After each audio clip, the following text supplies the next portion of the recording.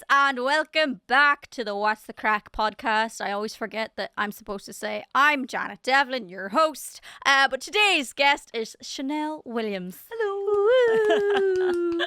Such a fancy name. Thank you. I've been told by people it sounds like a newsreader or welcome to Channel 4 News with Chanel Williams. Do you think? I don't know. It sounds very luxurious. Oh, I'll take that. Fashion designer Chanel Williams. Oh, yeah. Well, I suppose the brand, but you'd be surprised how many people spell it wrong because I spell it like the brand. Yes. Always growing Channel. up, get Channel. I'm like, you can see that's not what it says. Come on. Chanel Williams. Or with the double L-E. Or an S. There's so many variations. Dude, some people manage to mess my name up, which just blows my mind. Janet. Like, come on. I always have to be like, like Jackson, but incredibly pale. I don't know. That's all I have. But, all right, I'm going to start with this question. Yes. What do you do? What do I... Well, Probably better, what don't you do? Yeah. So I used to work with horses full-time, lots of different things, but before I started on TikTok, I was doing some rehab therapy and stuff over in Turks and Caicos and stuff.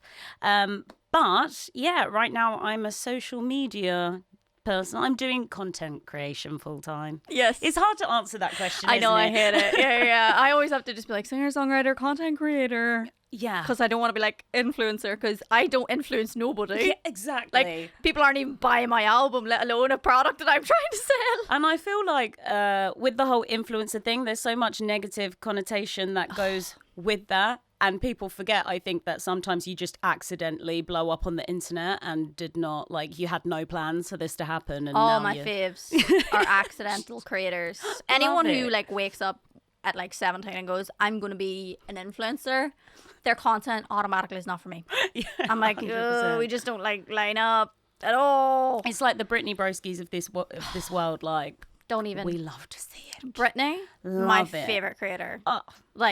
Her and Sarah Shar, I live for it. Exactly. Watch it every week. Quite literally. But I like both of them because they take their job very seriously while simultaneously goofing all of the time. And neither of them set out to do social media, and that's what I really, really like. Is that's the life we strive for. That's the life I want to live. Quite literally, because it's obviously a very oversaturated market in and of itself, but whenever you find creators that are authentic, yeah, it just changes everything. You're I will Jenna Marbles, the queen. Yes. Authentic creator that everyone loved, who never even set out to be a content creator. Yeah. But I just can't watch people who I just know. They just wanted, because it's kind of similar to me, because I ended up in music by accident, genuinely. Yeah. So I remember your audition. I remember it like it was yesterday. It wasn't, I can assure you. I said, back. I think that was my last year at school. Because I remember watching it back when we lived in Southeast London, and I was like, well, she's shy like me. The amount of people that I get that from, where they were like, when I watched you, I actually really liked you. There was actually a few people that were like, I hated your voice, but I really liked that you were shy, and I'm like, same. I don't know. It was such a weird experience for a shy kid. It was. I bet. How do you plan for that? At all? So. Because that's the thing. I guess you were so young as well. But I'm so happy that this whole TikTok, Instagram, all of that stuff has happened to me now, because I am 28 now. Oh, when did you turn 28? Yeah, March. I had to think about that then. But yeah, I'm 28 now. But even if this had happened to me back at I don't know, 22, I don't think I would have. Just mean comments and just the pressure of it. But luckily I'm at this age now where I'm I've had real jobs. Once, if this is just a wave and it'll go away, I can have a real job again. Yeah. It's not that deep. I'm kind of jealous. And in the weirdest way, people are going to say this is it's so wrong of me to say, but I've never had a job. Yeah. Like I've never written a CV. I don't know what that is. All I've got is my GCSEs. Yeah. Oh yeah. That's all I'm left with. I can barely qualify for Tesco's at this rate. To be fair, during the pandemic, my friend she's got a degree. She applied for Tesco's, and they were like, "No, sorry." So I don't think they'd help you out now anyway. No, I don't. I genuinely have no idea if everything went like up shit creek tomorrow. What would I even do? Like, well, it's fine because that's not going to happen. Is it? It's a terrifying concept. I think Yeah. probably like the root of like mental health or something would probably be my calling, because like that's what I wanted to be when I was a teenager, was to be a therapist. Oh, very cool. Because I don't know, I just always wanted to help people, and I've got to live my purpose through music because the music seems to help people. So I feel like I'm still fulfilled in what I've always wanted to do. Yeah, no, that's super. What did you want to be though? As a kid, I wanted to be an actress or a vet. I kind of wanted to be both. I wanted to be a vet in like, I don't know, Heartland or something. Ah, okay. But, yeah, and then the actress thing kind of went out. I thought I just enjoyed watching my favourite actresses, and I'd like apply myself as a vet, but I did not get the grades in college. It's so. a high bar. Well, I was one of those awful kids at school that did not have to try very hard and got very good grades. So I went to college. Yeah. I went to college thinking I could do the same thing, not apply myself, not revise, not do anything. And then it got through the first year of my AS levels, and it came back. I'd only picked to do 3 subjects because I was like, I'm not going to fail. I'm really smart. And you had to pass all 3 to carry on all the 3. That's why you're supposed to take 4. So if you fail one, you can still carry on with the 3 you passed. Yep. And I failed chemistry because I did biology, chemistry and math. Failed chemistry, and then I was like, well, what am I supposed to do now? So what was the goal with those 3? To do biology, chemistry and math so that I could go to veterinary school. Oh, okay. Yeah. So that went tatters up. That went tits up. But luckily, I went on to do a what they're called, a BTEC or like in horse management, which got me the same UCAS points to get into a similar degree. Oh, sick. So I went and did equine science and psychology, which was very cool. Dude, like I would have loved to have been there. It was so fun. Because I don't know, there is an affinity with horses that you have. Yeah. And you can't get rid of it, right? Like I shock people because I say it sometimes online when I mention I'm a horse girl, and people are like, no way. And I'm like, dude, I was obsessed. I was unbearable. You were that horse girl. Dude, yeah, because everyone had one in their class. Yeah. And I was the one for my whole year. Until a few years later when this other girl got really obsessed with horses and then took my crown, which I was happy with because I was over getting bullied. But I got bullied so hard, dude. Really? Oh my god. Before, like, because people obviously see me on TV, and like I started to look like an actual girl at that point. But pre that, yeah, I was incredibly skinny.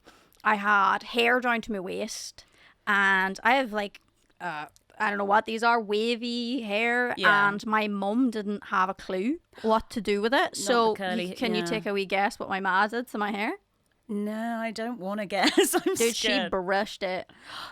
You're giving Hermione Granger. I was Hagrid. giving Cousin It.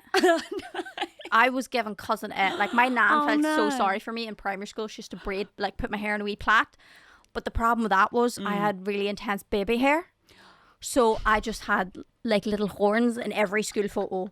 Every single one. All right. So when I got to secondary school, fluff ball. Then I was the first girl in my year to get braces.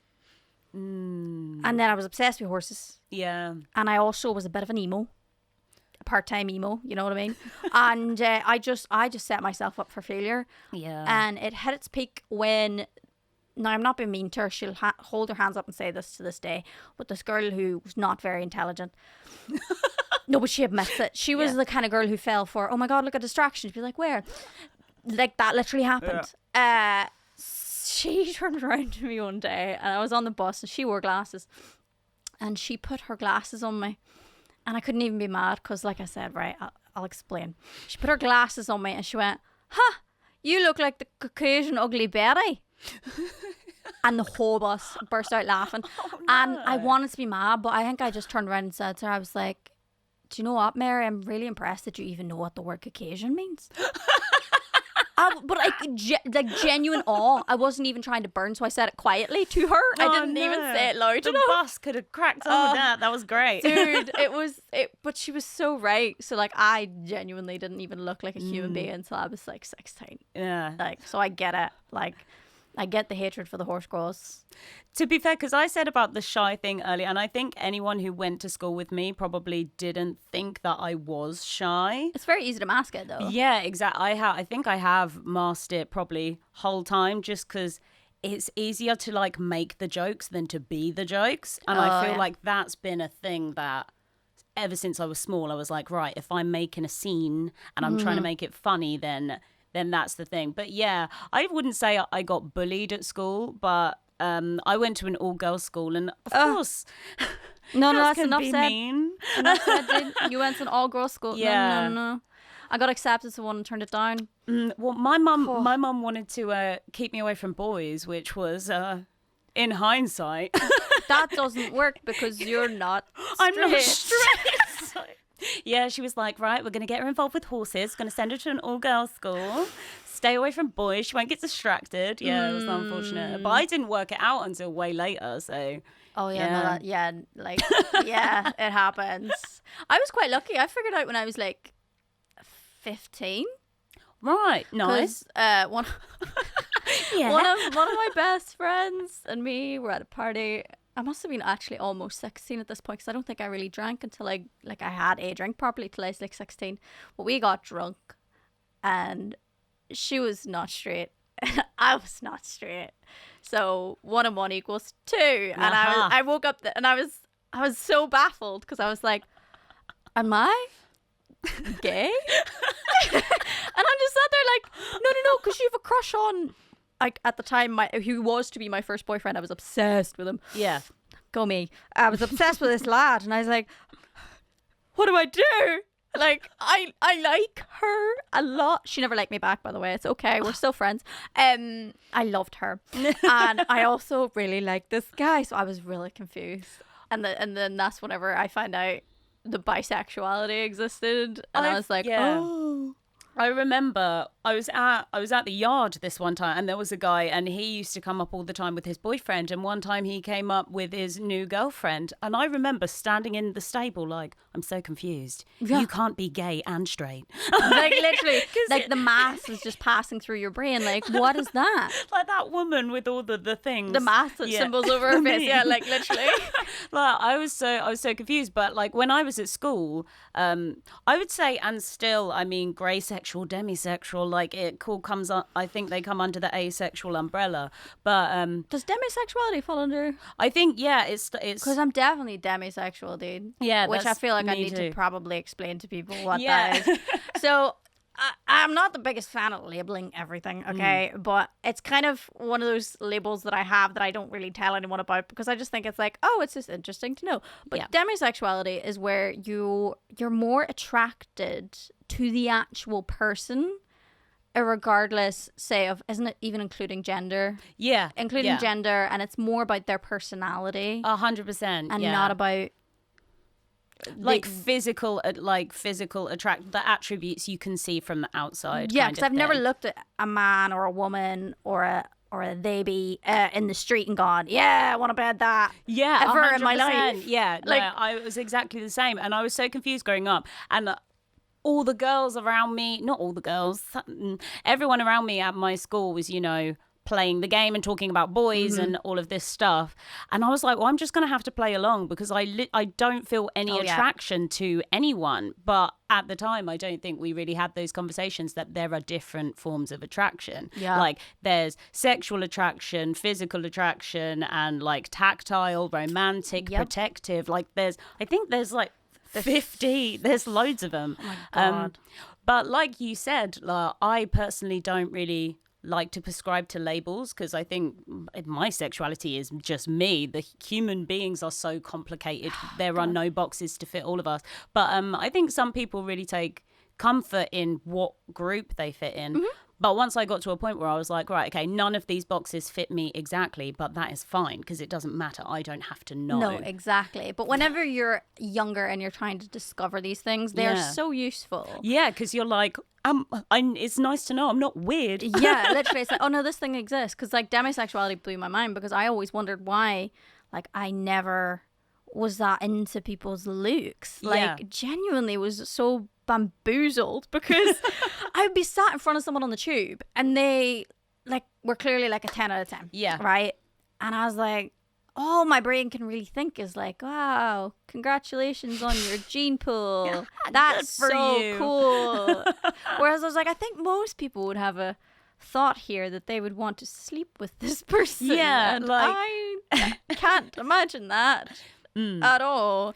And recently I was reading more about asexuality generally and then finding it, you know, that within the umbrella of asexuality, there are asexual people that have sex drives. They just don't have sexual attraction. And I was like, oh, right. And it was That's like even so more fascinating. Yeah, it was so interesting to like really delve deep into it. So I'm going to keep going with that because I just think the more you can find out about stuff, the better. Oh, absolutely. Love learning new And I stuff. like it whenever, like when I get talking to people and they say something and I'm like, oh, I know what that is, actually. Yeah. So you can actually have a conversation without them having to explain for the millionth time what that thing is. Exactly. It's kind of what happened to me with pansexuality. Because I was like, oh, what's pansexual? And they explained it as like, oh, I don't care about somebody's bits or how they identify. I'm attracted to them. And I was like, that sounds like me. Oh no, am I pansexual? And I think for like 2 weeks I was like, okay, I'm pansexual. And after like telling maybe one or two people, I was like, I'm not pansexual because I cannot cope with these fucking frying pan jokes. No, I don't want to have sex with your saucepan. Just because I said, do you know what? I was over it. So then I remember doing a live stream and someone was like, why don't you just identify as queer? And I was like, I'm not queer enough. I'm not queer enough. And they were like, dude, you don't have to be queer enough to be queer. It's just kind of just saying, it's like the fastest way to say, hey, I'm not straight. Yeah. And I was like, oh, that's a big umbrella term. Oh, I like those. Yeah, exactly. I'll take that one. That one's fine. So it's at least complicated. Just there we go. Absolutely. And so when did you have your like awakening? I feel like deep down I'd kind of known for a bit, but I feel like the TikTok algorithm sussed me out so quick. I was there. I didn't realize how the algorithm worked, and I'd be like, oh my God, you guys, why is TikTok so full of like Gillian Anderson? And everyone was like, well, I haven't seen a single Gillian. I was like, oh no, I'm stuck on Gillian talk. I can't get off of it. Literally. But yeah, no, it was so TikTok found me out. All of my favorites, like, and I was like, oh, it's just because I love my favorite Kate Blanchetts and the you know, the Sarah Paulsons and everyone. And it was like, no, I have realized.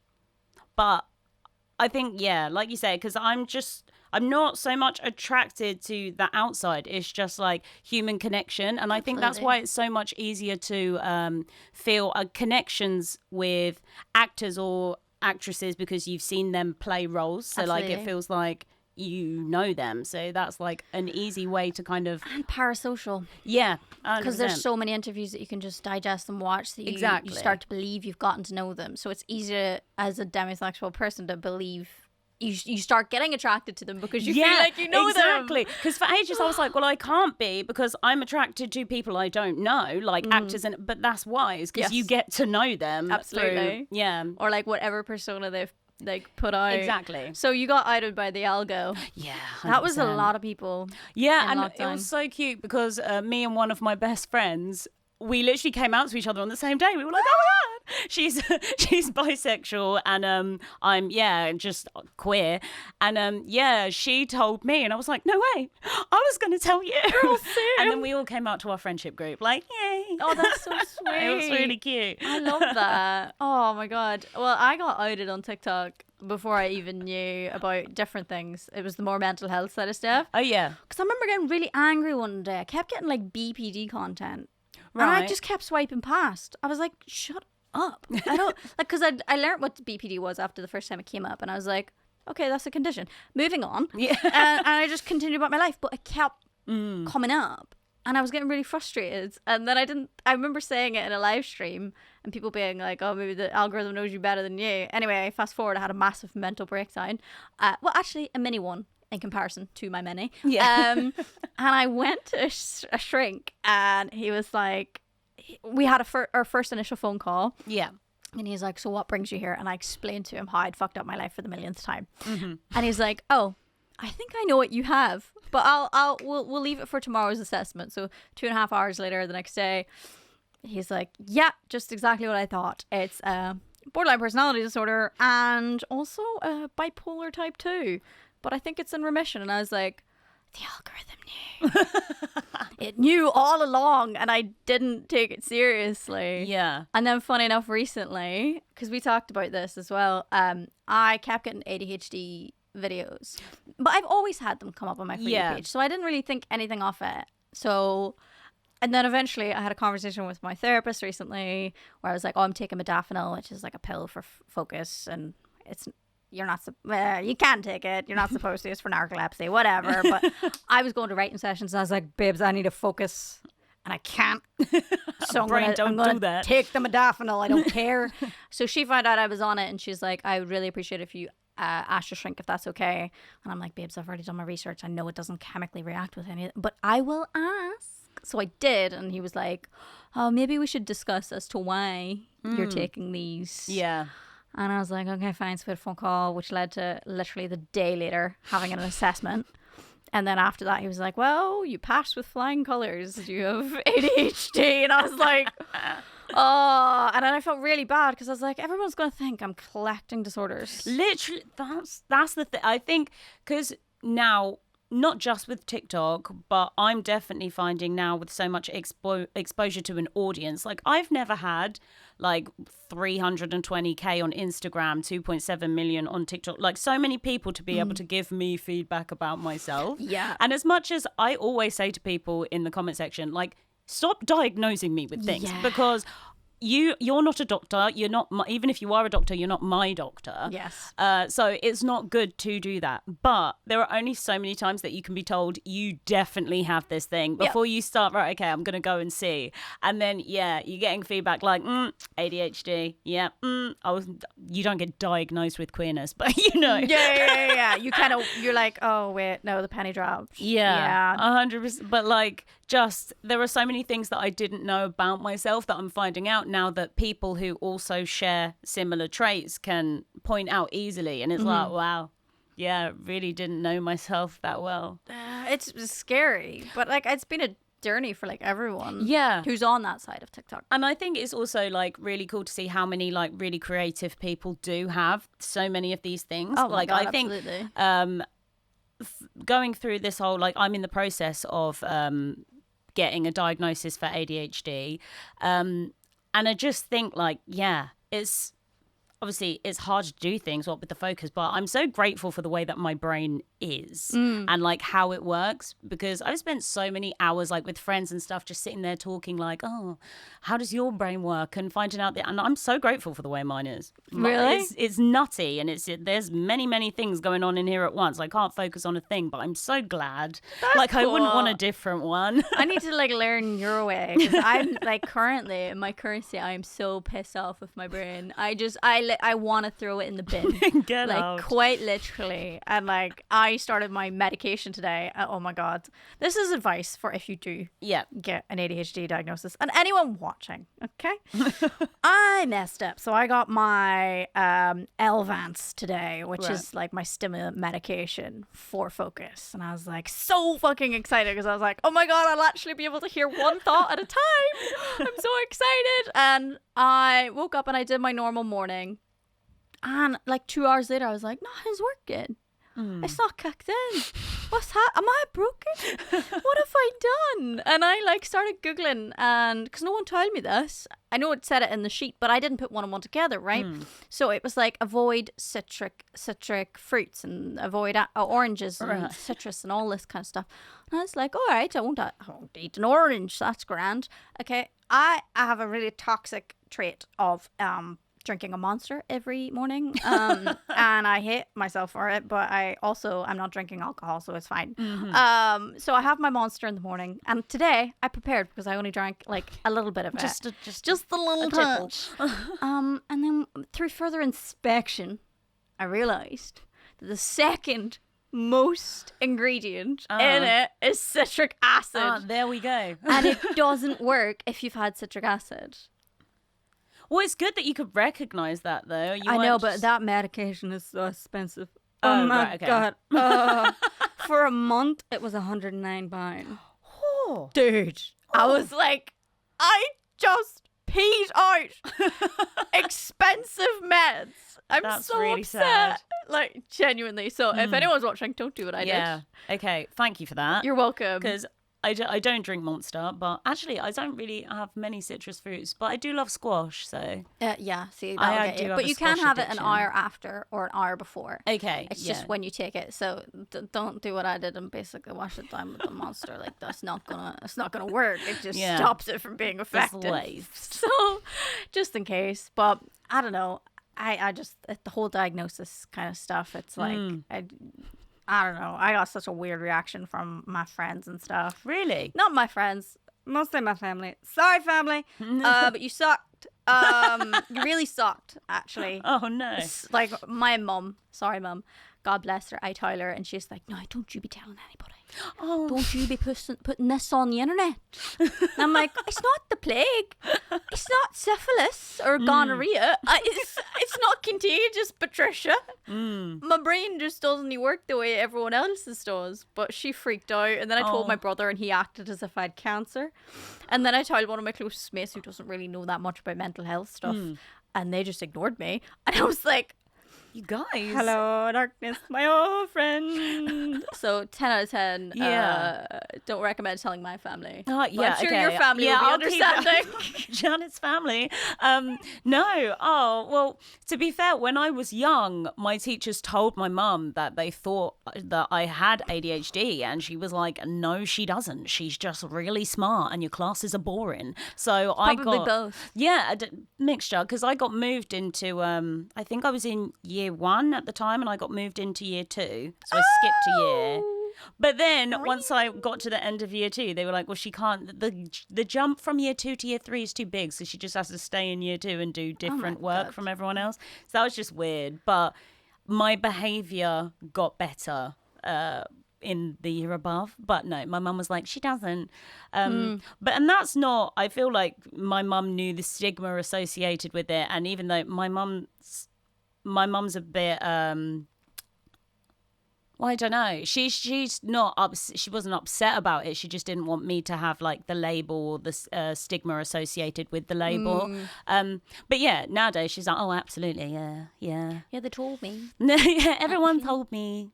In fact, they also told me that I give Asperger's vibes. So yeah, but she's seeing if she's got she's going to be diagnosed with the diagnosis, she's checking out her own things, so makes sense. I think we're all on the spectrum somewhere, like obviously there's different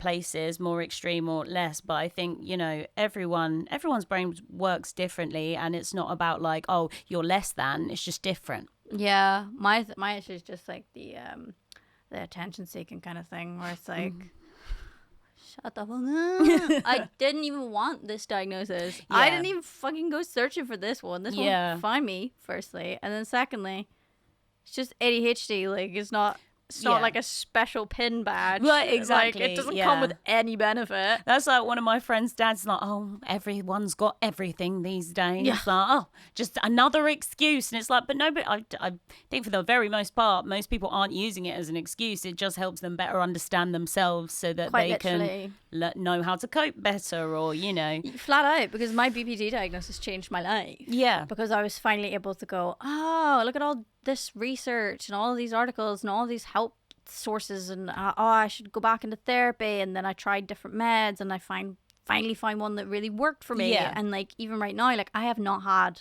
like an episode in months, which is amazing. mental because I was cycling through those bad boys like crazy. So when people are like, oh, everybody's got something these days, I'm like, or just people are actually finding out what they have instead of just suffering in silence. No, it's the same like, oh, everyone's gay now. It's like, a lot of them were gay before. They just couldn't say. So I had this conversation with someone recently who's rather conservative folk, and they were like, oh, everybody seems to be gay these days. I read that 1 in 5 kids is now not straight. And I was like, how about, let's thought exercise. How about we compare it to left-handed people? Yeah. You know, left-handed people back in the day, there was very few. And could it have possibly been that the church and the teachers and everyone demonized you and made you learn how to write with your right hand? Exactly. And then, you know, in the 60s and 70s, when that kind of slowed up, we suddenly had more left-handed people. It's quite an incentive to be right-handed if you're going to go to hell for being left. Right, So. exactly. Hell is always the motivator. I know, like, I was talking to someone about, I think I saw a TikTok and it was saying, you know, why are the kids today all obsessed with hell? Like all the music videos, they're like, oh, like Lil Nas X and Dua Lipa and I think it was Dua Lipa and Miley Cyrus did one as well, referencing hell. And everyone's like, this person in the TikTok was like, you know, why is everyone so obsessed with it? I think it's been weaponized for so long. Yeah. The goalpost for why you go there changes all the time. Back in the day, you were a witch for being good at math. So I think, you know, if it's changing all the time, I'm going to make fun of it rather than have it weaponized against me. Like, absolutely. I'm not a part of a strict religion, but I believe in God, and I would say I'm religious. And, you know, the God that I believe in isn't going to persecute someone for things that I personally think are silly, like loving who you love. So, yeah, I we'll mean, see. Why would he make the penguins gay? Exactly. My dude. Exactly. It's natural. If the penguins are gay and humans are supposed to be gay. No God that I believe in is sending penguins to hell. They're too cute. Right? Okay, so people cannot persecute the penguins. Please stand up for penguin rights. All right. Oh, dear Lord. But so did you grow up religious or like? So my nan's Roman Catholic, quite devout. And my little Irish grandma. Of course. I always tell everyone, but it's why I have long arms, because I have my Irish grandma is 4'11" and my black grandma, Bayesian grandma, is 6'1". So I have really long arms and legs and then a short, squat body. But that's why I'm only 5'4".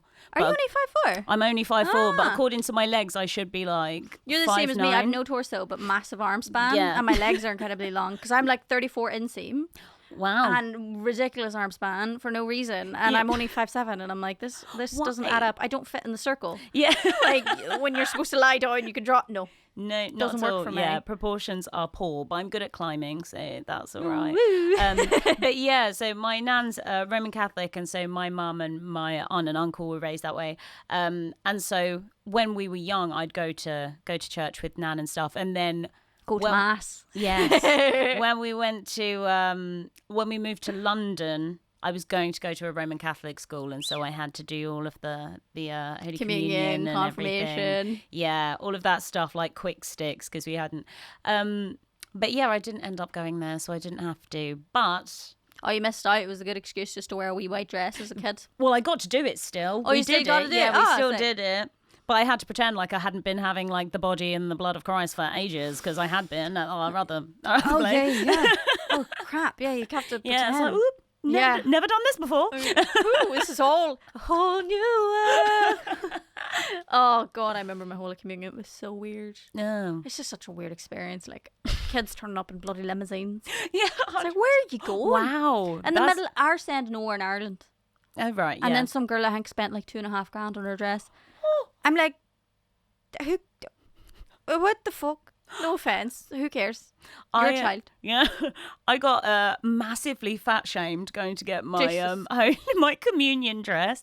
There was a shop round the corner from the church, and so we went in there, and they didn't have any, because I was I was a rude hand.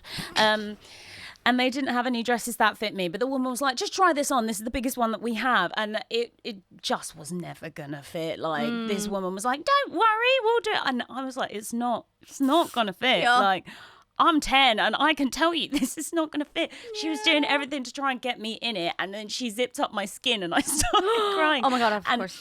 As I went into the thing, I like elbowed this plant over on the desk. And this woman like freaked out about this plant. And I was like, you know, I'm so sorry. But she was like, yeah, we can take your fat kid to Debenhams. So, wow. Wow. Oh my God. And we did go to Debenhams and they had many a dress that fit me. So it was exactly. fine. Oh my God. So like, so you were a chubby kid? Yes. How was, like, did you get picked on or anything for that kind of stuff? Well, I think more I picked on myself, to be fair. Oh, you like, beat the bullet. Yeah,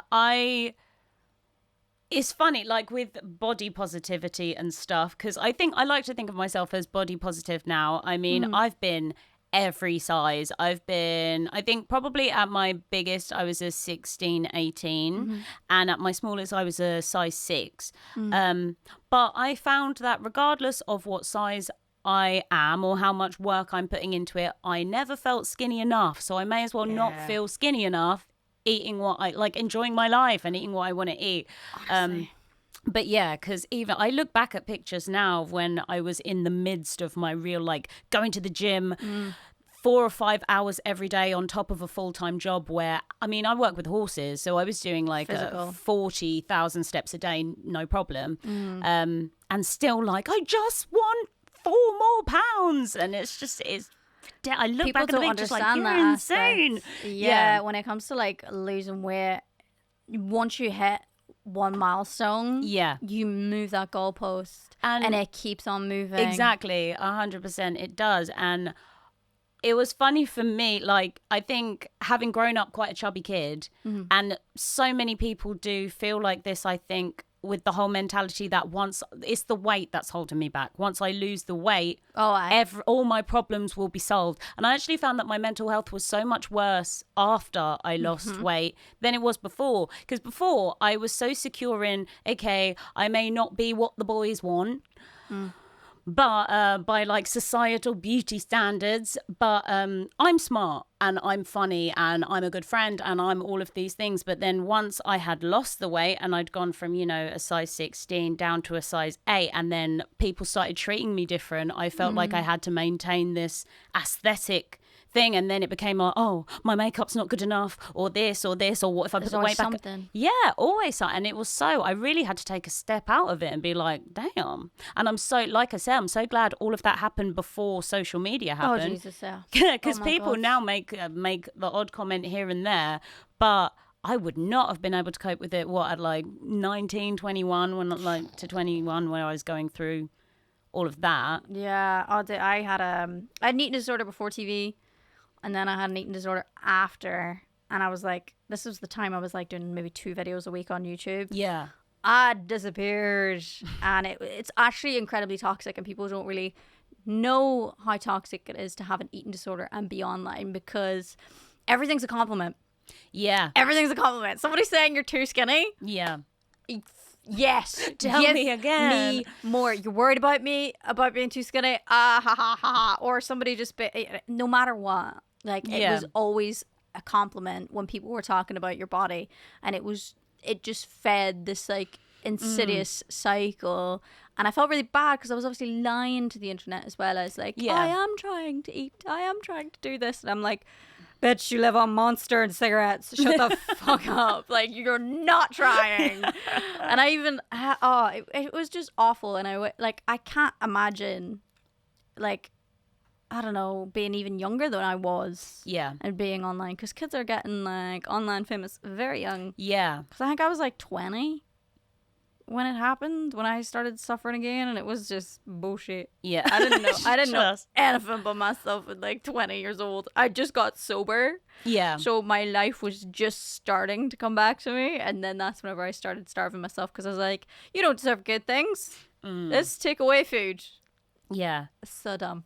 Is wild. But like, body positivity is even a hard one online now. Yeah, I think it's changed a lot. it's really just whether that's just what it means to like an individual or the movement as a whole. I think like it definitely means different things to different people.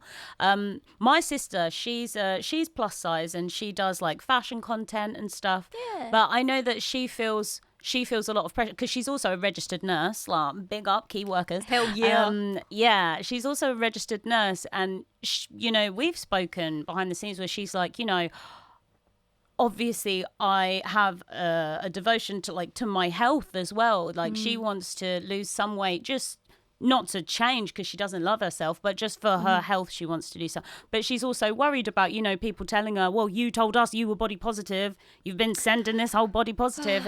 And I think it's about loving you regardless. I think the biggest thing that I found on my whole journey with like self-acceptance generally is like you have to make changes because you love yourself. You shouldn't make changes because you hate yourself. That's just never going to work. Yeah. It's That's like yo-yo dieting. Exactly. It's like, oh, I'll love myself when I get to this goal. And it's like, no, you should want to get to that goal because you love yourself. And if you don't, then that's not the goal for you. Yeah. And yeah, that's really been something. It's a scary one because it's happened to quite a lot of influencers where they've been plus size influencers and then their whole audience is turned against them. Yeah. And I feel really bad for them because it's like it doesn't take away from anybody else. Like you're still as body positivity as you were when you were bigger. Like it doesn't that's not how that goes. Like Adele, all of these things, like people really turning against somebody, it's like it doesn't matter. Like they love themselves big, they love themselves at the size that they are. That's the whole thing. And I think that's why I like the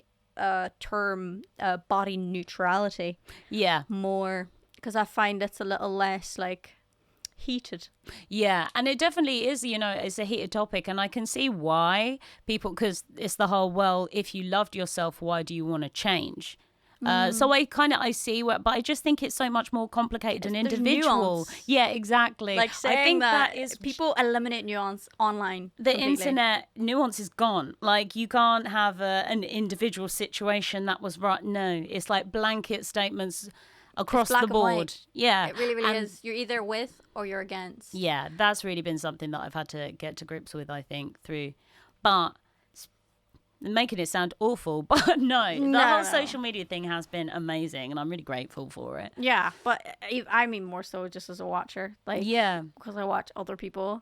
Like my timeline is predominantly curvy women. Yeah, like my algorithm thinks I'm a curvy gal because I see the curvy women coming on and showing their clothes and showing their bikini hauls and all this kind of stuff, and I'm just sat there like yes, and I support it so loudly that my algorithm constantly gives it to me, and I'm like I'm not complaining. At all, not remotely. Speaking of which, my sister would never forgive me. At Simone Latrice on Instagram.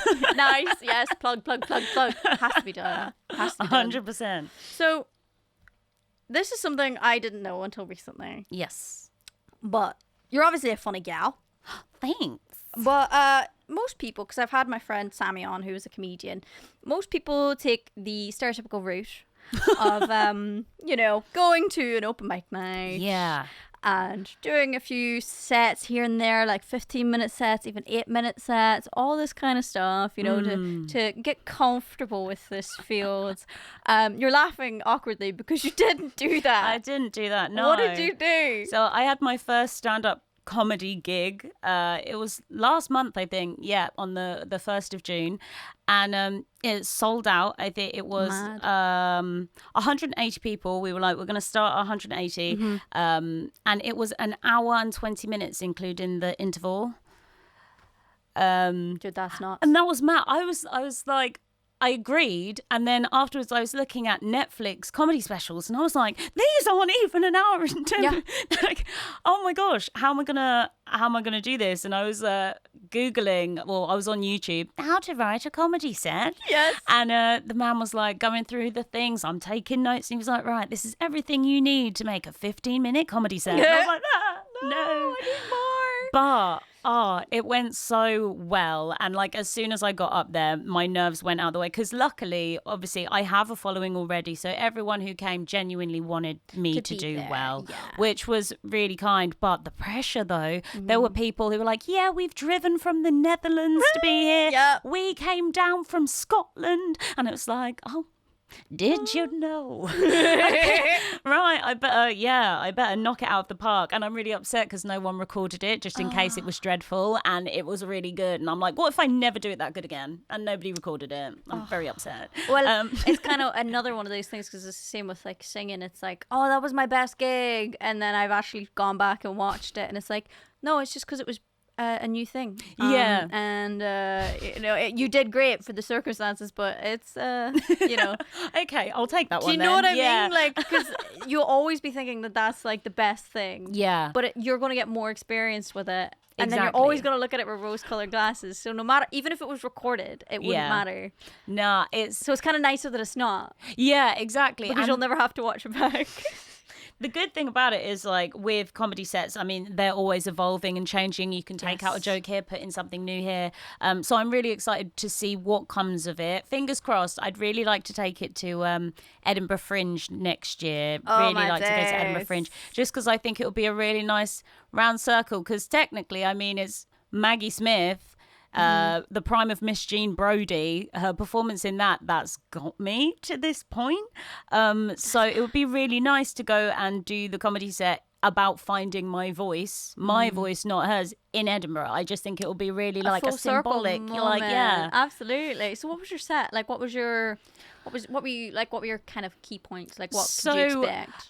Well, unfortunately, like, I had this really clear vision of exactly what I wanted it to be. I wanted it to be about how, kind of, I'd clamored to this idea of like Maggie Smith and watching Maggie Smith films, and like how events in my life had happened, like funny stories or sad stories or whatever. I'd tell those, and then it would be like I would go home and I would watch this Maggie Smith film, or this happened and I would come home, and it kind of be about like finding myself and my voice through that. Because I think the same as like a drag persona, I think that this whole profession, this whole Scottish witch thing, this whole impression thing, it's been about like kind of finding myself by using other people's voices, but then like getting to the end of the set and being like, I found myself now. I don't need to speak as anyone else. Yes. So that was kind of the theme of the set. That's why it was called Whose Voice Is That? And also because of the Whose Horse Is That? Whose horse is that? I love that name. I love that too. Yeah. That was the whole reason it was called that. But I did it a week before, all of like the story, and it was an hour and 45 minutes. So I was like, with no interval. Like if I pause, because like when you practice jokes at home, you don't pause for laughter, you don't. So I was like, I've got time for all of this. And then I did it for my friends, and then I was like, right, okay, we're going to leave an extra beat after you finish laughing because there'll be more people. It was like an hour and 45 minutes, hour 50, and I was like, I'm going to have to cut a lot, like almost half of this. So in the end, it was kind of a coming of age story with all of the big L's I've taken in my life, like first crush, like this one, that were like all of the embarrassing stories, which one of them went, it will never happen again now, but it was because it's my first time telling it, but I told the time out, I got caught masturbating by my mother once, and I told the awful, like I was going to say toe curling because it's embarrassing. But yeah, I was telling the story, and it's so awkward, so awful. But my mum was in the audience and she shouted out that she thought I was doing crunches. So I told that story in front of everyone and she hadn't even caught me. So you just lived with the shame of being caught masturbating when you never were. Yeah, I never was. And I can tell you, I sat at the breakfast table not the same ever again. Oh my God. But it's a good story though. I'm just sad that will never happen again because I was so heartbroken. I'd live with the shame of that forever. That I can just imagine it was like smashing a mirror. Yeah, where you're like, I thought you knew this whole time. You didn't actually know this whole time. I've got Catholic guilt. And I've just told a room full of 180 strangers about it. Oh my God. But yeah, no, that was great. But it was all stories like that, embarrassing myself in front of my crush. the time, like just lots of times. Lots of times. No. Oh no. I wrote in my book about my first like crush guy. Oh yeah. Oh no, dude, it was so bad. It wasn't like my first ever crush, because that was this guy who used to sit on my bus at school, and he was very attractive. Ooh. Anyway, he actually now he does know I exist, which is quite sweet. But before that, because he was like 6-7 years older than me, he did not know who I was. But this guy in my secondary school, I was obsessed with him, and we were kind of seeing each other, but even from a young age, men never wanted to commit to me, which is okay. I don't struggle with that every single day. But anyway, it became arranged that we were going to have a kiss together. He was really particular because he was like, I don't want to, is this your first kiss? And I lied. Obviously, I was like, no, I've kissed. Not at all. I've kissed so many boys. I'm a kissing connoisseur. yeah. This is my first rodeo, pal. I used to lie, and I was like, no, I've been to because we used to have discos in those days. So I was like, I went to the Ahibrak disco, and I also went to the Killyclogher disco, and I've definitely been with boys. No, I hadn't. I was.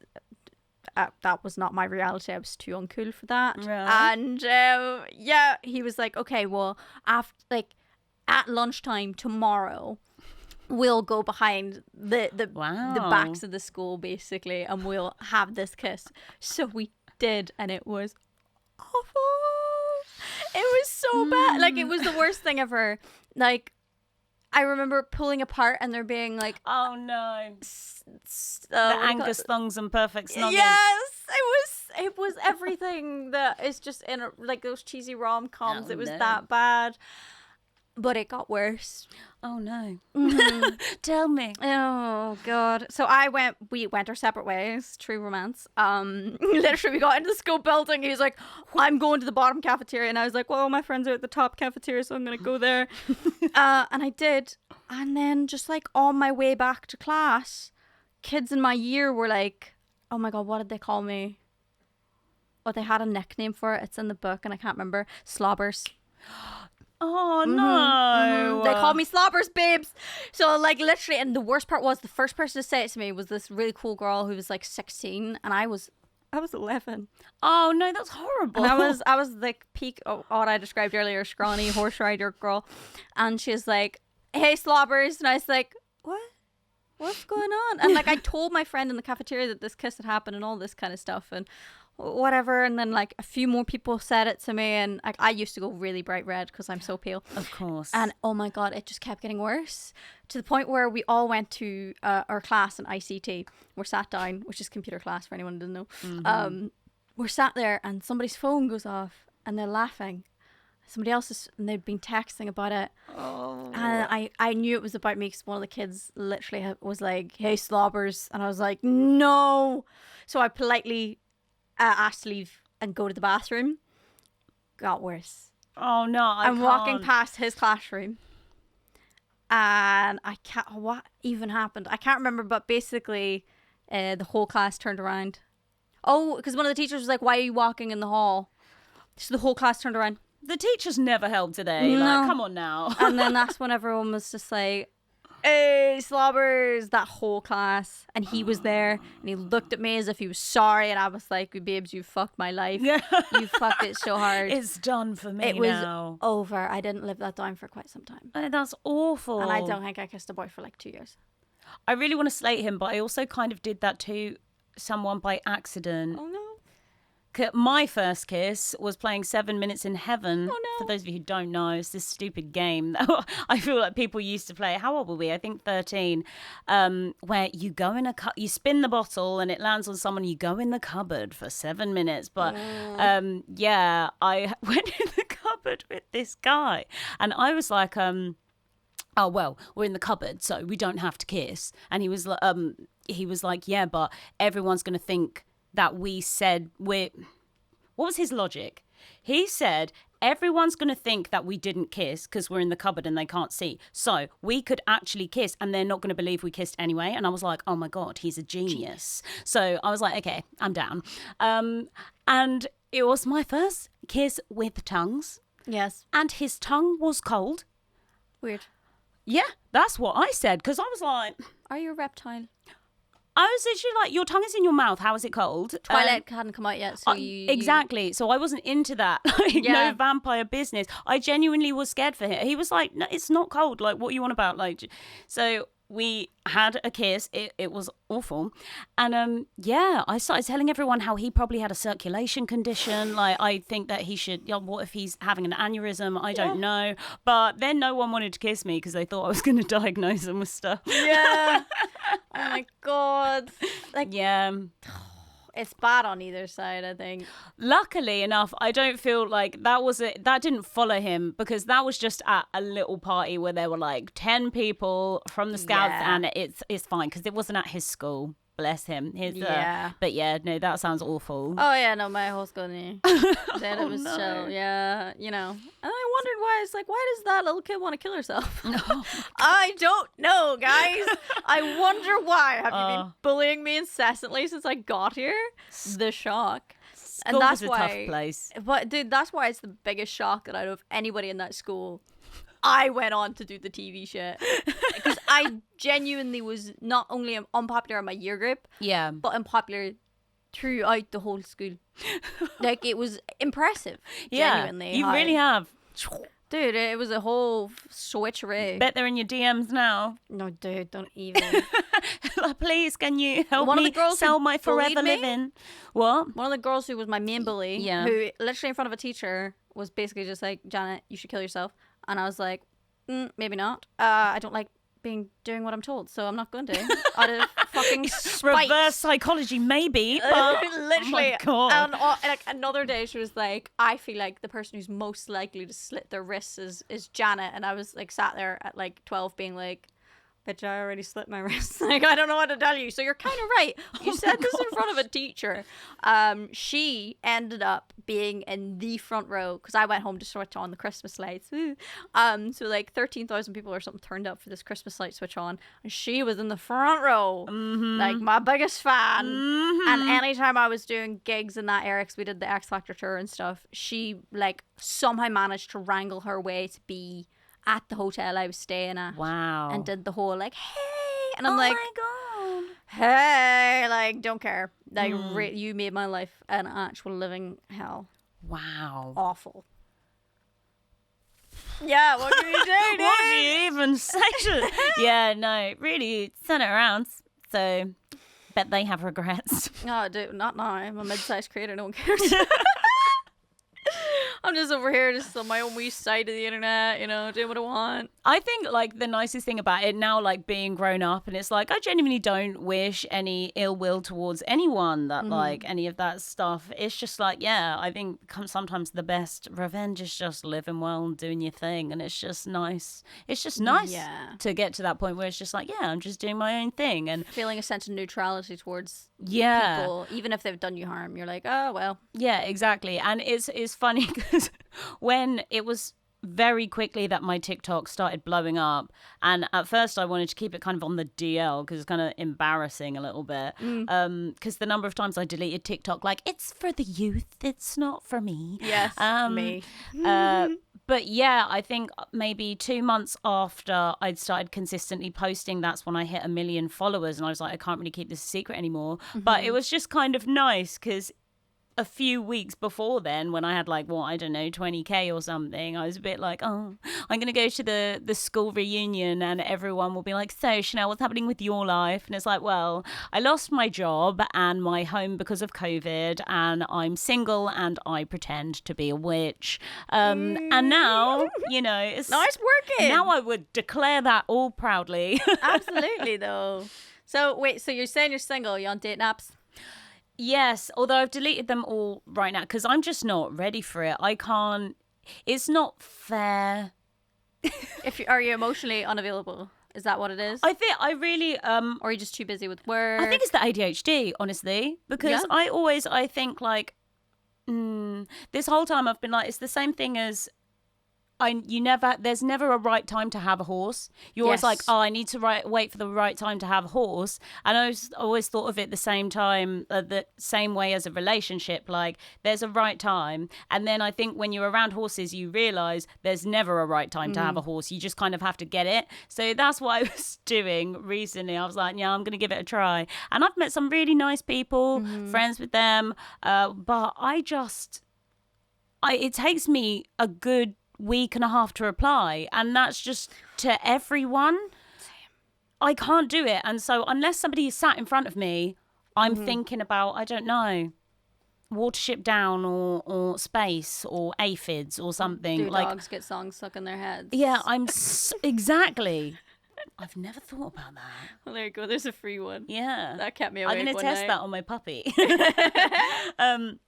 But yeah, and I think like I maybe just need to be a bit more settled and also work out how to do it with social media and stuff. Because I get so many DMs from people like, hi, I want to take you out. But I'd rather their first introduction to me not be, hello, welcome to Hogwarts, you know. Them knowing who you are. Yeah, because I think like having a big social media following, people have a preconceived idea of what you're actually like. And though I act like a big nutter on the internet, I'm quite like, I don't know, a kind of reserved and serious person in real life. Yeah.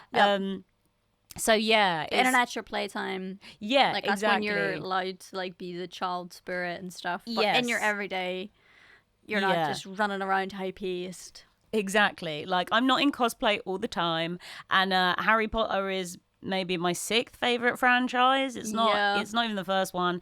So yeah, like if I meet people through work, everyone wants to talk to me about Harry Potter or Twilight but it's not stuff. Equal then either.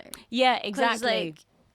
Like, it's the weirdest thing that I've ever tried to explain to people. Like, it's not equal whenever somebody like follows you. Yeah. Because but for numerous reasons, like there's a power dynamic one, but secondly, they're able to go and get all this information about you and know things about you, and it's not chill like at all.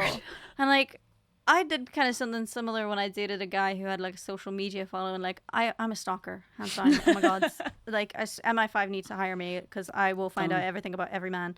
And I remember dating this guy and being obsessed with him. I scrolled all the way to the bottom of his Instagram and basically found out he'd actually had an eating disorder in his past, and I was like, oh, high five. But couldn't say anything for a very long time, just being like, and that happened quite a lot of times with like so many people. And then that's the same thing people could do with me, because all my bullshit's out there and I talk very openly about all of it.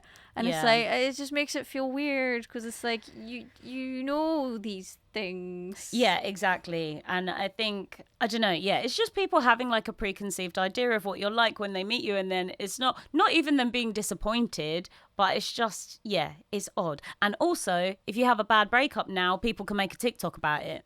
So now I had trust issues before, but even now I'm like, I ain't sending anyone nudes anymore. Dude, I've made so many TikToks about people that I was in relationships with. Like, that was the start of my TikTok taking off. Really? I got out of this relationship with somebody and did a put a finger down thing. Obviously, but this big long-winded thing of how much emotional trauma they put me through. And it just took off. And I was like, oh no. Sorry, but and then not sorry. Yeah, and then I made another video just shitting on men. Sorry, men. And it took off and I was like, oh no. What's happening? This is because I got so used to having a male audience. And then when I went on TikTok and had the girls, the gays, and the theys, I was like, I'm allowed to shit on the guys I've dated. Oh, this is so good. Yeah. This is so free. That's another thing I find really strange is that like when your demographics are different on different platforms, you act different, and it's not like, oh, you're being fake on one. No. It's just like, I know I can get away with like, I can talk more about things I genuinely like on Instagram than I can on TikTok, whereas on TikTok people are like, we come here for HP and that's what we want. Whereas on Instagram I can talk more about, you know, things that I'm really passionate about and your life. Yeah, exactly. But it's funny that the different platforms they behave different. Oh, absolutely. Like my comment section on TikTok versus my comment section on Facebook, dude. Oh my god, it's disgusting. Yeah. People think I don't see it. Oh my gosh. People think I don't see that kind of stuff. And I'm like, I'm so used to it because this has happened since I was 16. Yeah. Which only now as an adult that I'm like, that is very weird. Yeah. Men were being very gross to you when you were a child. That's Oh my God. kind of like not okay. Yeah. Too many stories and that kind of stuff. But now I'm just so desensitized to it that it doesn't really bother me. But it's like, I post something on TikTok and it's like support and like loads of women being like, oh my God, yes. And it feels really, really nice. And I go on Instagram and it's like, tits.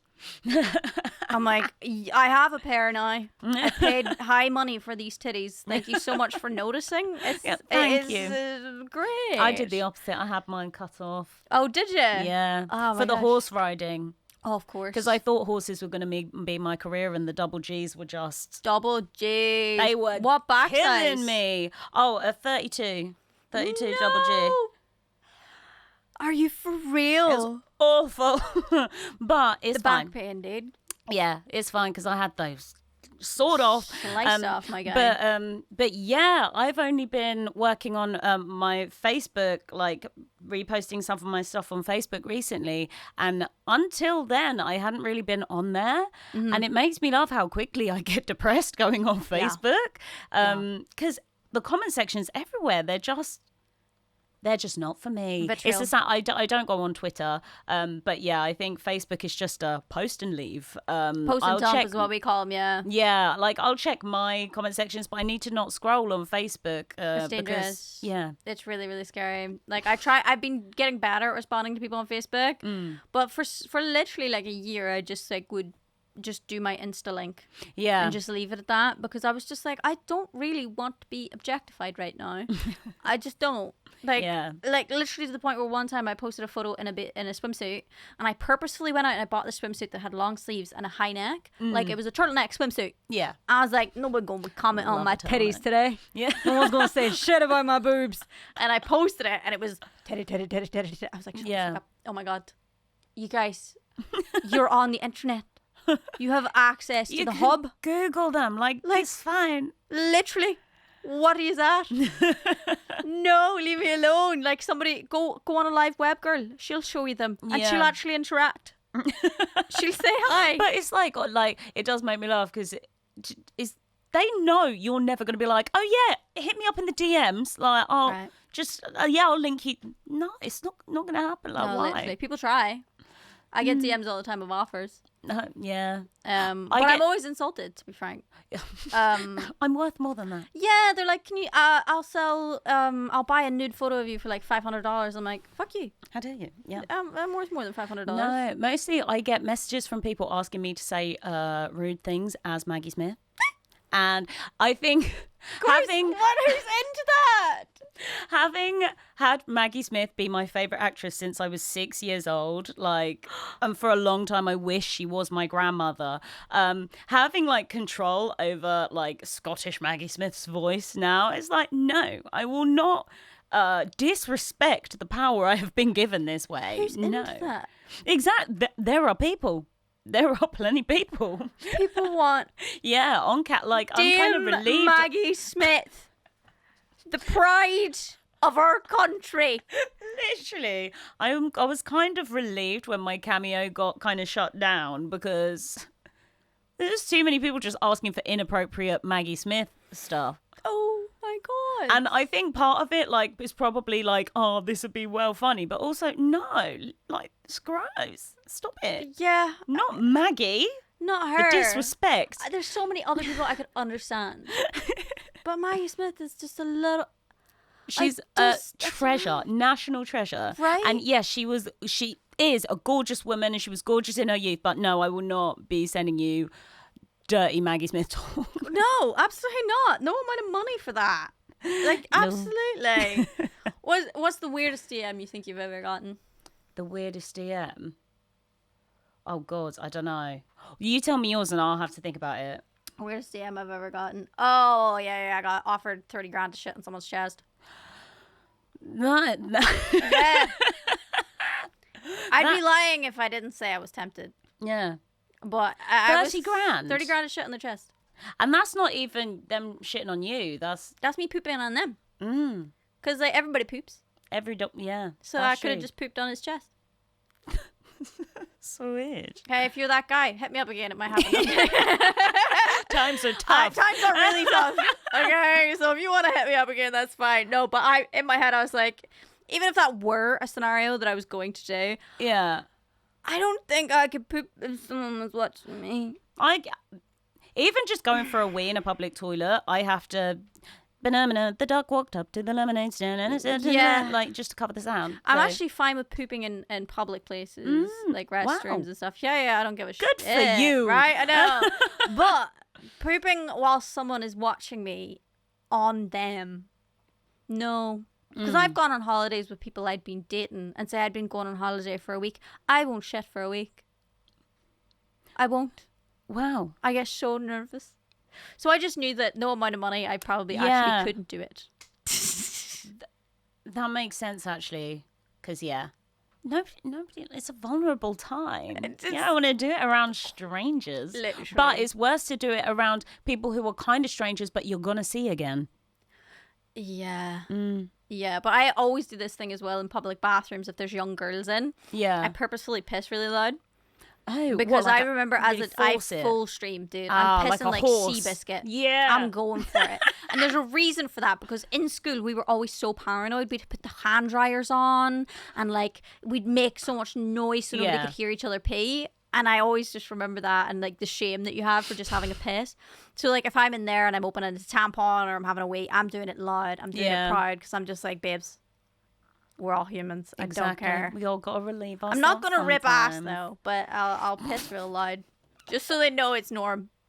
So DMs wise, mostly I get like, I think a big part of my personality and stuff like why people like me is because they want to be my friend. And so some people can be really overzealous with that. And so I think one of the weirdest ones is that I got this DM from this person who was really like, I think we would get on so well. Like, I think we should be best friends. And like, it was all fine. But then I didn't respond to that straight away. And she started sending me pictures from like my personal Facebook. She'd found pictures of me on a friend of mine's Facebook and taken those and like was sending them like, is this you at prom? Is this you at this? And yeah.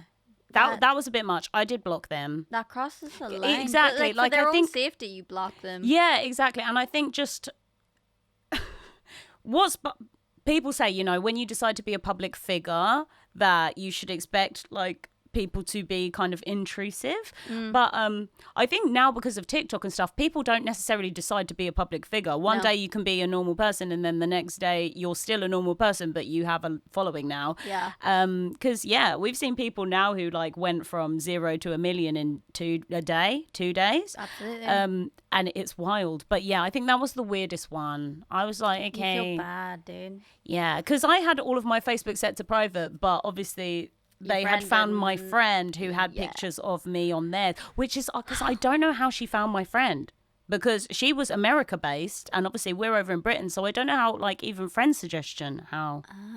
But I had to go back through my my Instagram and see every friend I'd ever tagged because my Instagram initially was my private Instagram. Yeah. I just started posting my TikToks to my private Instagram, and so I had to take all down the pictures of my car, like with the number plate. Not that I have a nice car, my car is trash, but I love her with all my heart, and I will have her. She's going to be 20 next year. Are you for real? Yeah. What year does that make? So 2003. 2003. Yeah. Well, mine's not far. Mine's 2006. Yes. Our Old baby babies. cars.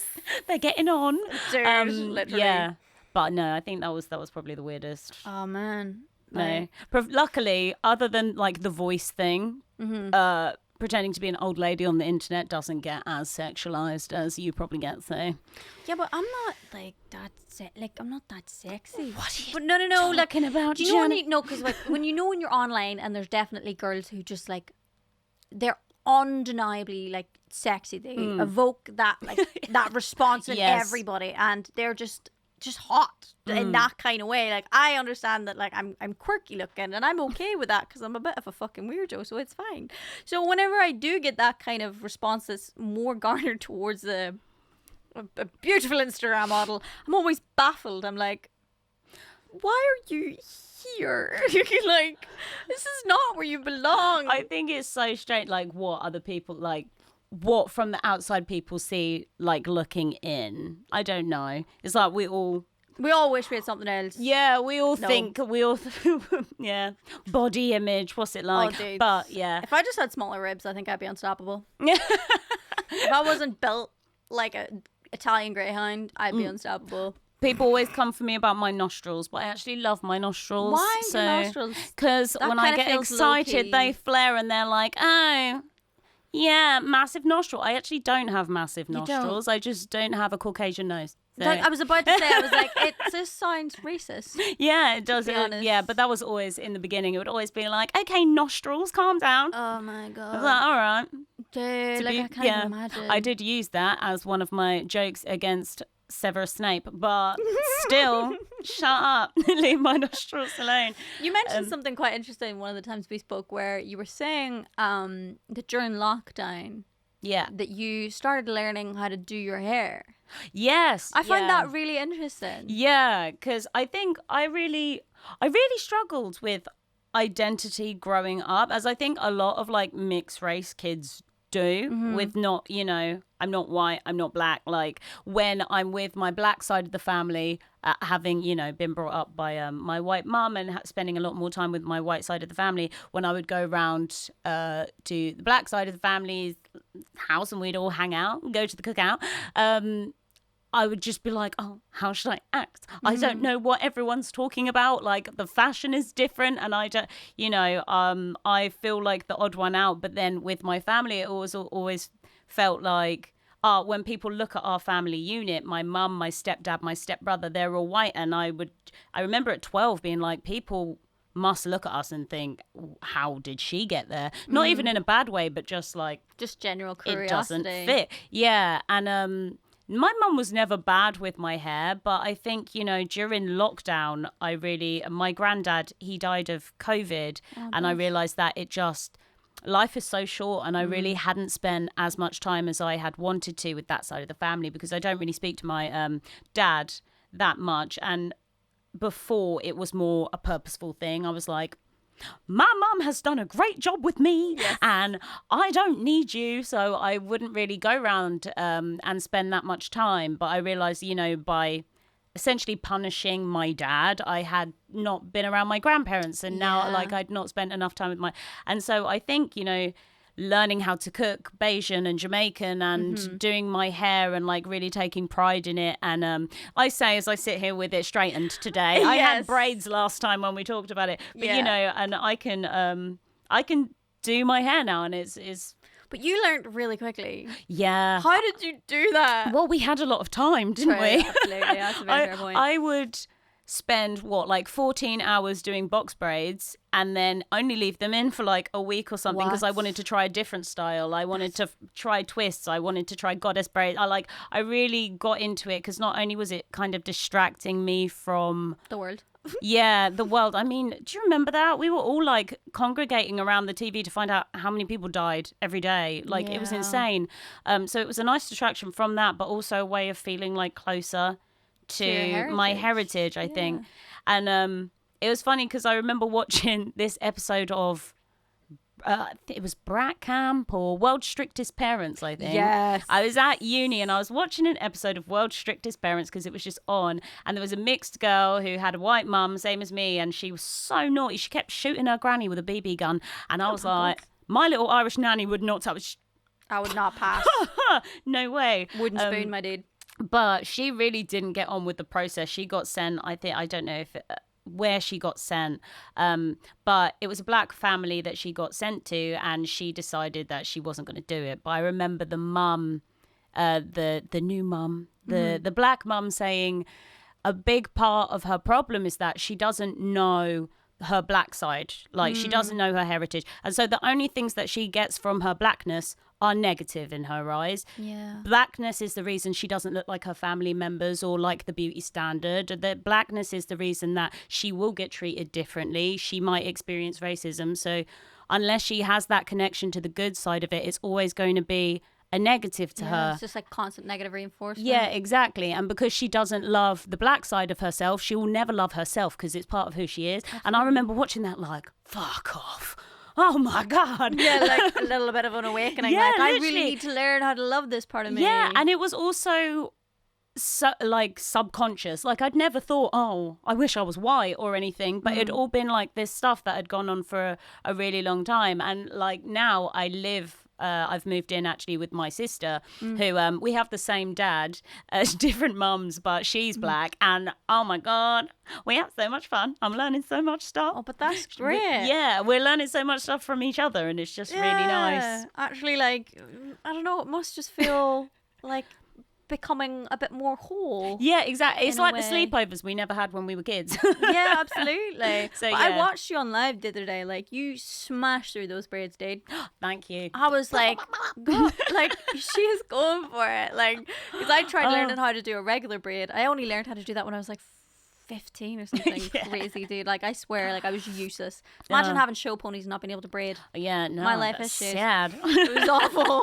So whenever I was just watching you just power through, because I Yeah. remember you'd said to me that you'd only started during lockdown. I was like, oh my God. Like, I love it. I think it's so it's just so therapeutic to like get through it. And every time, I mean, my hair was shaved. I had a buzz cut 3 years ago. are you And for real? yeah, and it's grown back so quickly because I take really good care of it now. Because the most part. they're kind of like protecting styles. Yeah, as exactly, well, aren't they? exactly. So yeah, it's grown back so quick. I do want a buzz cut again, but Oh my God. I always forget that you should get it in the summer and wait till winter, shave my head, and have a freezing cold brain. Yeah, don't so be doing the dome cold. I do it every time. Do. But yeah, we'll But see. there's like not like, I don't know, whenever I see black girls on my For You page and their different styles of hair and like gorgeous. their tutorials and all these things, I'm like, I love this so much. Like, is this for me? No, it's on my For You page, but it's not for me because my hair is this. But I'm like, I just love that this exists. It's so interesting, like to see. Yeah, amazing. So many different styles, and I'm excited to get through some of them. Like, there's actually like a lot.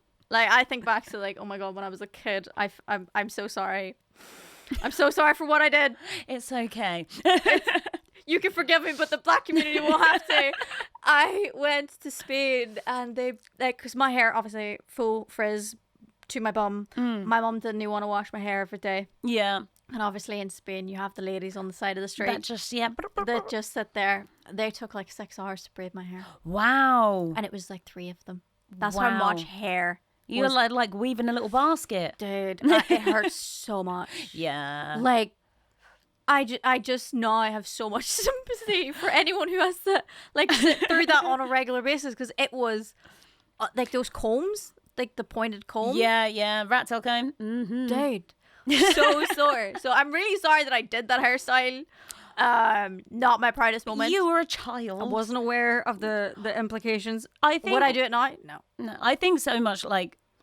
It's so cool nowadays that we have so much more of an understanding of like appropriation versus appreciation, and like it's such an open conversation, I think, because there's so many people within the black community who feel different ways about There's it. no right or wrong. Yeah, A lot of times. exactly. And so, yeah, there are plenty of people that will say that I have no place to speak on it because I'm mixed, and there are plenty of people who are like, no, she's with us, like, it's fine. I think that's one of those issues where it's like, oh, you're not black enough, or you're not white enough, you're not. Yeah.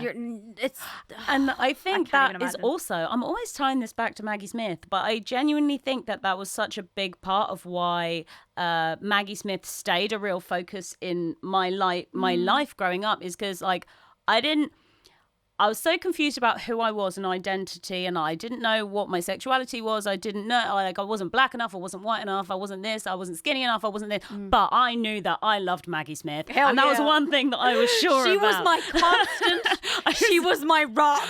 No matter what Maggie Smith film comes out, she will be exceptional in it, and I can rely on that. But I love that though, that you had that thing. Yeah, Like, and- everybody needs their comfort blanket, whatever that comfort blanket is. I think so. And honestly, like, I think having grown up, like, I'm a fully grown woman now, and I don't want Maggie Smith to be my grandma. Like, it's fine. But I'm really proud of just, like, the dedication and, like, how much I've really enjoyed her work from 6 to now and ongoing, like always will, because I just think it's a really pure thing. There's no harm in it. Like, I'm not gonna go stalk Maggie Smith. Like, I don't think we're friends. Like, there's no parasocial here. Yeah, exactly. But I just think it's a really nice thing. It's like where my cheerleader mentality started, because I love cheering people on. It's my favorite thing, seeing somebody who's just doing what it seems like they were put on this earth to do. Absolutely. And I think Maggie Smith was my first exposure to that. I just used to watch that woman and be like,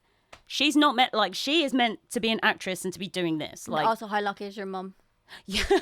No, but genuinely. Like, how many people, their Waynes, look up to somebody as pure and as fucking wholesome as Maggie Smith?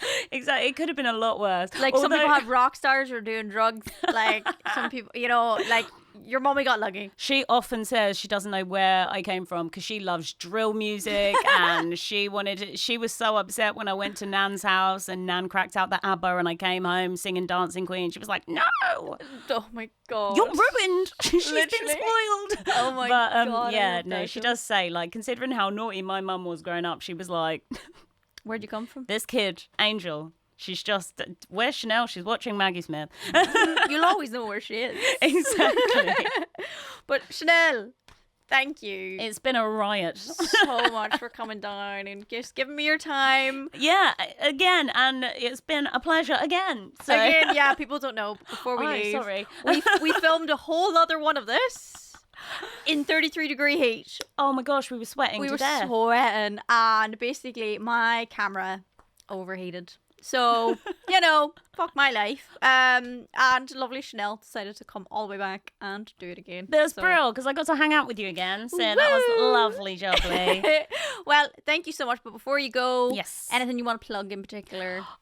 Just so, yeah, if you enjoy, you know, funny parody content, well, I am on TikTok, Shanwills0, CHANWILLS0, and just Shanwills on Instagram and YouTube. Awesome. And if you didn't catch that, it's going to be in the description below, all hyperlinked, so you can just click it and then click the follow button.